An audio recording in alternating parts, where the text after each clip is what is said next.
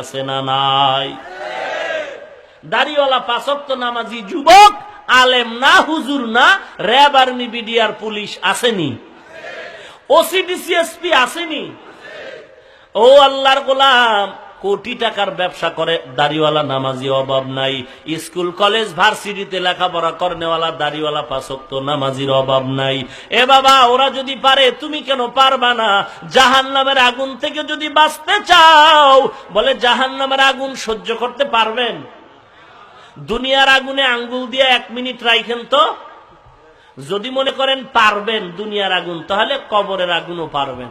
কিন্তু না না, দুনিয়ার আগুনটার তাপ কিন্তু সাধারণ তাপ, এর চেয়ে হাজার হাজার গুণ তেজ হবে জাহান্নামের আগুন। আল্লাহ পাক কোরআনে বলে জাহান্নামের আগুন হলো আমার আগুন। দুনিয়ার আগুন যদি আঙ্গুলে লাগে, হাতে লাগে, হাত জ্বলবে আর কিছু জ্বলবে না। দুনিয়ার আগুন যদি পায়ে লাগে, পাও জ্বলবে আর কিছু জ্বলবে না। আর জাহান্নামের আগুন এত কঠিন, আল্লাতি তাত্তালিউ আলাল আফইদা। আল্লাহ পাক বলেন জাহান্নামের আগুন যার শরীরের যে কোনো জায়গায় লাগবে, লাগা মাত্র কলিজা পর্যন্ত ভুনা হয়ে যাবে। বড় কঠিন, বড় কঠিন। আপনারা মনের একটু প্রশ্ন করেন, আমরা তো ব্রেন নষ্ট হয় নাই, পাগলও হই নাই। আমরা মাদ্রাসায় পড়েছি, কওমিয়া মাদ্রাসায় পড়ার কারণে, চাকরি না থাকার কারণে হারাম খাইলাম না, মিথ্যা বললাম না। এ যুবক রে, মনটা তো তোমার মতো আমারও গুনার দিকে টানতেছে, কিন্তু না না, কোনো গুনার দিকে যাইতেছি না, ভুলে গুনাহ হইতেছে, এই জন্য বারবার মাওলার দরবারে কাঁদতেছি। ও বাবা, তোমার পাও ধরে বলি, আমি যদি পারি তুমি কেন পারবা না? ওরে, তোমার মতো যুবক, পুলিশ যদি দাড়িওয়ালা নামাজি হতে পারে, তুমি কেন পারবা না? ড্রাইভার যদি যুবক হয়ে নামাজ পড়ে দাড়ি রাখে, তুমি কেন পারবা না? এ যুবক, স্কুল কলেজে পড়িয়াও যদি যুবক দাড়ি রাখে, নামাজ পড়ে, তুমি কেন পারবা না? তোমার কপালে বোধহয় হেদায়াত নাই। এ যুবক, কয়দিন আর বাঁচবা? ওরে মুসলমান, হঠাৎ মরণ, হঠাৎ মরণ, হঠাৎ মরণ।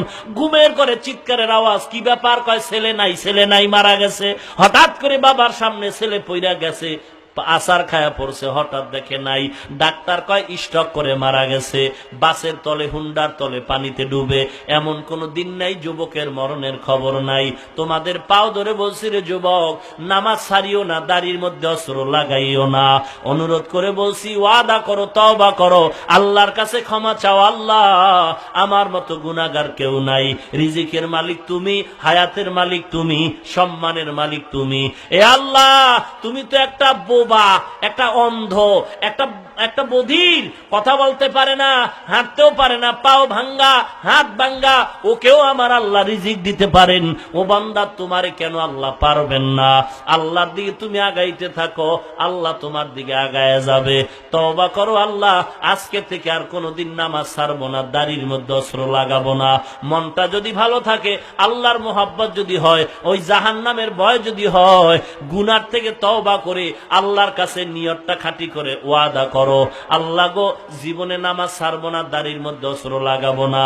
ওরে, নেক নিয়তেও সওয়াব হয়। মন যদি চায়, আল্লাহর কাছে নিয়ত করে 2টা হাত উঁচু করে দেখায়া দাও। আয় আল্লাহ, সকলের হাতগুলো কবুল করে নেন। ওয়াদা পূরণের তৌফিক দান করেন, মুসিবতে ধৈর্য ধারণের তৌফিক দান করেন, ঈমান আমল নিয়ে বাঁচায় রাখেন। যারা পরীক্ষা দেয়, সফলতা দান করেন। আয় আল্লাহ, যারা ব্যবসা করে, চাকরি করে, সফলতা দান করেন। ঈমান আমল নিয়ে কবরে যাওয়ার তৌফিক দান করেন, বলেন আমিন। আমাল সে বনতি হে ये जन्नत भी जहन्नम, अमल से बनती है ये जन्नत भी जहन्नम, ये खाके फितरत में न नारी है न नूरी, ये खाके फितरत में न नारी है न नूरी। আল্লাহ আমাদের সবাইকে জান্নাতের মোহাব্বত আর জাহান্নামের ভয় অন্তরে ঢুকাইয়া নেক আমল করে জান্নাতের মেহমান হওয়ার তৌফিক দান করুন। আরো জোরে বলেন আমিন।